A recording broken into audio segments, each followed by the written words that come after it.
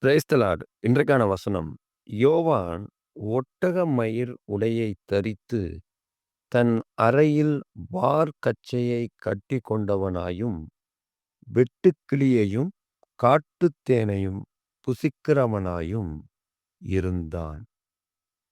இந்த யோவான் அப்படின்னா, இவர் காஸ்பல் எழுதின யோவான் அல்ல. ஆண்டவருடைய சீசனாகிய யோவான் அல்ல. இந்த யோவான் ஜான் த பேப்டிஸ்ட், யோவான் ஸ்நானகன்.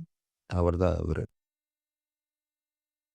இவரு யார் அப்படின்னா, அப்பொழுது யூதேயா தேசத்தார் அனைவரும், எருசலேம் நகரத்தார் யாவரும் அவனிடத்திற்குப் போய், தங்கள் பாவங்களை அறிக்கையிட்டு, யோர்தான் நதியில் அவனால் ஞானஸ்நானம் பெற்றார்கள். பேர்பட்ட அபிஷேகம் உள்ள ஒரு தேவ மனுஷன். பாவங்களை போய் அறிக்கையிடுறதுன்னா என்ன? அவர் கடவுள் கிடையாது. உடனே இப்படி புரிஞ்சுக்க கூடாது. அப்போ மனிதன்கிட்ட பாவங்களை அறிக்கையிடலாமா? இல்லை இல்லை இல்லை. என்ன அப்படின்னா, அந்த ஞானஸ்நானத்தின் ஆழமே அதானே.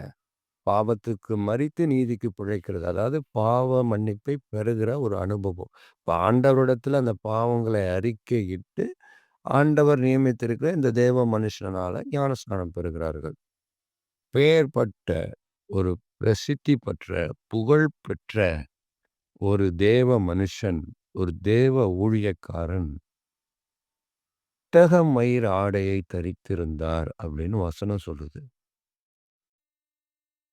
இங்க இந்த ஒட்டக மயிர் அப்படிங்கும்போது, அது நம்ம ரொம்ப நோட் பண்ண வேண்டிய விஷயமா இருக்கு. ஒட்டக மயிர் அப்படின்னா, அது ஒரு எளிமையை குறிக்குது. அடுத்தபடியா ஒரு தாழ்மையை குறிக்குது. அடுத்தபடியா அந்த ஒட்டக மயிர் அப்படிங்கிறது எலியா தீர்க்கதரிசிக்க நினைவூட்டுதலா இருக்கு. ஏன்னா வரப்போகிற எலியா இவர்தான் அப்படின்னு வசனங்கள்ல இருக்கு. இவர்தான் அந்த எலியாவா அங்க ரிஃப்ளெக்ட் ஆகுறாரு. என்னன்னா, தீர்க்கதரிசி எலியாவையும், எலியாவின் வல்லமையும் ஆவியையும் கொண்ட தீர்க்கதரிசி அப்படின்றது அந்த ஒட்டக மயிருக்கு அர்த்தம். மெயின் விஷயம், நான் அழைப்புக்குள்ள வந்துட்டேன். தேவனுடைய அழைப்புக்குள்ள வந்துட்டேன். நான் எளிமையா இருக்கிறேன். நான் தாழ்மையா இருக்கிறேன். உலகத்தை நான் அதிகமா நேசிக்கிறதில்ல. உலகத்தை நான் வெறுக்கிறேன். தேவனிடத்துல நான் தாழ்மையா இருக்கிறேன். உலக மேன்மை, மகிமை, ஐஸ்வர்யம், சம்பத்து இதெல்லாம் எனக்கு முக்கியம் இல்லை. தேவனிடத்துல நான் தாழ்மையா இருக்கணும். தேவனுக்கு முன்பாக நான் தாழ்மையா இருக்கணும் அப்படிங்கிறது அர்த்தம். அடுத்தபடியா என்ன செய்றார் அப்படின்னா, வார்க்கச்சையை என்ன பண்ணியிருக்காரா, தன் அறையில் கட்டினவரா இருக்கிறாராம். இது எபேசியர்ல கூட இருக்கு. கச்சையை தன் அறையில் கட்டி அப்படின்லாம் வரும். இங்கே வார்க்கச்சை அப்படின்னா, வார்னா தோல், கச்சைனா பெல்ட், லெதர் பெல்ட்னு வச்சுக்கோங்களேன். அதை கட்டினவரா இருக்காரு. இப்போ லெதர் பெல்ட்னா என்ன அர்த்தம்னா, அவர் ப்ரிப்பேர்டா இருக்கார். மினிஸ்ட்ரி பண்றதற்கு ப்ரிப்பேர்டா இருக்காரு. தேவனுடைய அந்த வில்ல செய்கிறதற்கு ப்ரிப்பேர்டா இருக்காரு. ஆயத்தமா இருக்கிறாருங்கிறத காமிக்கிறது அந்த விஷயம். அழைப்புக்குள்ள வந்தது மாத்திரமல்ல, நான் தேவனுடைய சித்தத்தை மாத்திரம் தான் செய்வேன், செய்து கொண்டு இருக்கிறேன்னு அர்த்தம்.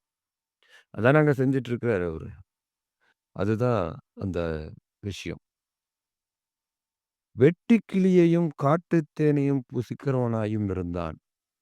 இந்த வெட்டுக்கிளி ஒரு அதிகாரப்பூர்வ உணவா பழைய ஏற்பாட்டின் காலத்துல இருந்துச்சு. லேவியராகமம் 11ஆம் அதிகாரம் 22ஆம் வசனத்துல வாசிச்சு பார்த்தீங்கன்னா தெரியும். அதாவது இது மூலமா நாம புரிந்து கொள்ள வேண்டிய விஷயம் என்ன அப்படின்னா, ஆண்டவர் நியமித்திருக்க வாழ்க்கை எனக்கு போதும். அத மீறி எனக்கு ஒண்ணும் பெரிய வாழ்க்கை தேவையில்ல. உணவுல கூட ஒரு எளிமை. இன்னொன்னு, ஆண்டவர் நியமித்த அந்த நியமத்தின்படி அவர் அந்த உணவ சாப்பிடுறாரு. காட்டுத் தேனுன்றது இயற்கையா கிடைக்கிற உணவு. பெரிய ஆடம்பரமான உணவோ, ரொம்ப பெருந்திண்டியான உணவோ, அந்த மாதிரிலாம் இல்லாம, ஒரு சாதாரண ஒரு உணவு, ஒரு போதுமான உணவு, ஆண்டவர் அனுமதித்திருக்கிற ஒரு உணவு. அது எனக்கு போதும். அப்படிங்கிற ஒரு எண்ணத்துல இங்க வந்து இந்த யோவான் ஸ்நானகன் இருக்கிறார். அப்ப நீங்க கேட்கலாம், அப்ப நம்ம வந்து நல்ல உணவு சாப்பிடக்கூடாதா? நல்ல உடை உடுத்தக்கூடாதா? நீங்க என்ன இப்படி சொல்றீங்களே? வசனம் இப்படி சொல்லுதுன்னு சொல்றீங்களே? என்ன அர்த்தம் அப்படின்னா, இன்னைக்கு பல பேரு ஊழியத்துக்கு வர்றதே, தாங்கள் பெறுகிறதற்காகத்தான் ஊழியத்துக்கே வர்றாங்க. அவங்க தேவைகளை பெருக்கிக் கொள்கிறதற்கு, அவங்கள பெருக்கிக் கொள்கிறதற்கு, அவங்களுடைய ஆசீர்வாதத்தை பெருக்கிக் கொள்கிறதற்கு, அதற்காக தான் இன்னைக்கு அதிகம் பேர் ஊழியத்துக்கு வர்றாங்க. ஊழியம் என்னமோ அது ஒரு ஒர்க் மாரி செய்யணும்னு நெனச்சு வர்றாங்க. அது அர்த்தம் அல்ல. இது ஒரு அர்ப்பணிப்பு. அதத்தான் இங்கே யோவான் செய்கிறத நம்ம பார்க்கிறோம். அது மூலமா ஆண்டவர் நம்மிடத்துல பேசிக் கொண்டிருக்கிறார். ஆண்டவர் யாரையும் வந்து தரித்திரனா இருன்னு சொல்லல. "உனக்கு போதும்பா" அப்படின்னும் சொல்லல. அதாவது என்ன அர்த்தம் அப்படின்னா, தேவையற்ற காரியங்களை அதிகமாய் நாம தேட வேண்டிய அவசியம் அல்ல. ஒவ்வொருத்தருடைய வாழ்க்கைக்கு தகுந்தாற்போல் ஆண்டவர் கொடுத்துக் கொண்டிருக்கிறார், கொடுத்திருக்கிறார். இன்று வரைக்கும் நடத்திக் கொண்டிருக்கிறார்.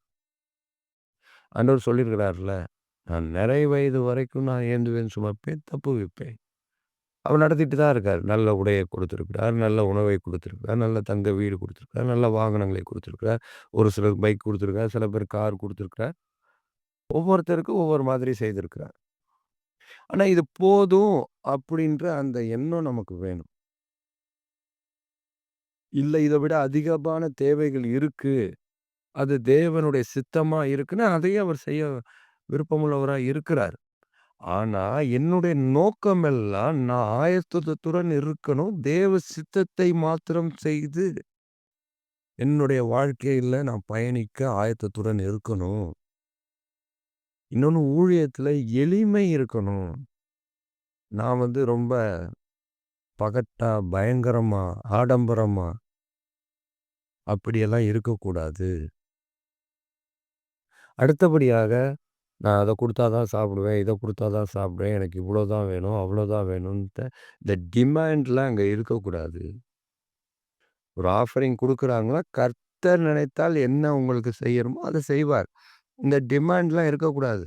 நான் இன்னைக்கு இந்த பிரசங்கம் பண்ண வரேன்னா, எனக்கு இவ்வளோ ஆஃபரிங் குடுத்தா தான் நான் வருவேன். இந்த டிமாண்ட்லாம் இருக்கக்கூடாது. கர்த்தர் சொல்லியிருக்கிறார், வசனத்தில சொல்லியிருக்கிறார். உண்மை உத்தமமா ஊழியம் செய்கிறவங்கள ஆண்டவர் தாங்க சொல்லுகிறார். கண்டிப்பா தாங்குவாங்க. தாங்கிக் கொண்டு தான் இருக்கிறாங்க. இன்னைக்கு அநேகர் அப்படி சாட்சி உள்ளவர்களும் அநேகர் இருக்கிறாங்க. அதற்கு உதாரணம் எம்டி ஜெகன் பிரதர். அவர் எந்த ஒரு மீட்டிங்லயும் சரி, எந்த ஒரு விஷயத்திலயும் சரி, ஆஃபரிங் குடுங்கன்னு கேட்டதே கிடையாது. ஆனா இன்னைக்கு அவர ஆண்டவர் நல்லா போஷித்து தானே வைத்திருக்கிறார். நல்லா உடுத்துவித்திருக்கிறார். நல்ல சுகபலன் ஆரோக்கியத்தை தந்திருக்கிறார். நல்ல ஆசீர்வாதத்தை தந்திருக்கிறார். இங்க அது முக்கியம் இல்ல. அது கர்த்தர் பார்த்துக் கொள்வார். ஆனால் நம்மளுடைய எண்ணம், நோக்கம், சிந்தனை, வாஞ்சை, ஏக்கம், தாகம் எல்லாம் எதுவா இருக்கணும் அப்டின்னா, நான் ஊழியத்துல எளிமை உள்ளவனா இருக்கணும். அர்ப்பணிப்புள்ளவனா இருக்கணும். ஆயத்தத்துடன் இருக்கணும். ஆயத்தம் இல்லாமல் இல்ல.